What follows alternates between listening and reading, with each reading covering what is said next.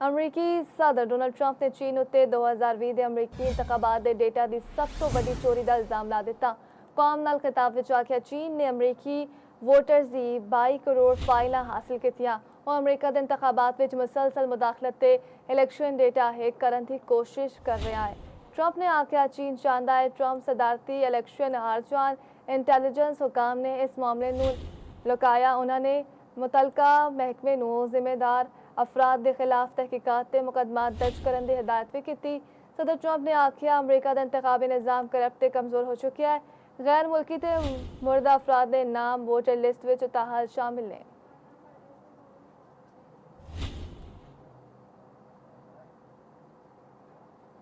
इंतखाबी security तो मुतालिक खिताब बराह रास्त नवी खान उत्ते अमरीकी सदर बरहम शदीद तनकीद करते हुए आख्या मेरी तकरीर नशर न करने वाले टीवी नैटवर्क साजिश का हिस्सा ने उन्होंने लाइसेंस मनसूख कर दिते जाने चाहिए ने। खबर एजेंसी के मुताबिक ABC ने सिर्फ अपनी स्ट्रीमिंग सर्विस से रेडियो उत्ते नशर किया जबकि NBC ने सिर्फ उन्होंने अपनी स्ट्रीमिंग सर्विस उत्ते नशर किया। CNN ने भी खिताब अपने मरकजी नशरियात के बजाय वैबसाइट उत्ते दिता।